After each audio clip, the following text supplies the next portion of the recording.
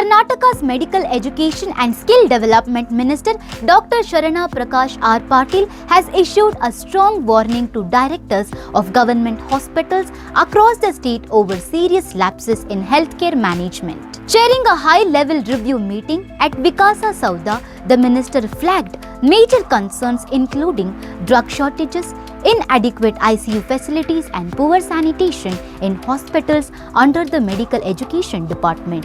Citing observations by the Lokayukta and rising public complaints, Dr. Patil questioned hospital authorities over their delayed drug procurement practices. He criticized officials for waiting until stocks are exhausted before initiating tenders. The minister has now directed all government hospitals and medical colleges to start procurement process at least 3 months in advance, aiming to prevent disruptions in patient care. The issue of ICU bed shortages also came under sharp focus. At Victoria Hospital, one of the state's key public healthcare institutions, the minister sought immediate explanations from officials. As a corrective measure, he was instructed authorities to dedicate floor for the upcoming 10-story hospital building for ICU facilities. The new facility is expected to be inaugurated by Chief Minister Siddaramaiah on May 2nd. Sanitation issues were another major concern raised during the meeting.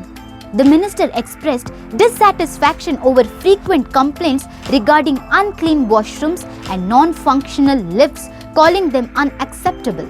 He emphasized that cleanliness is a basic necessity and directly linked to patient dignity and warned hospital management to ensure strict maintenance standards at all times.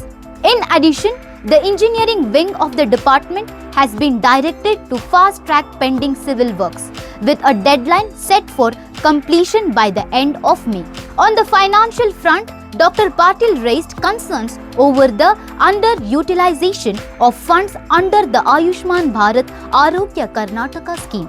He noted that some hospitals are claiming only around 60% of their eligible funds, which could impact both financial stability and service delivery.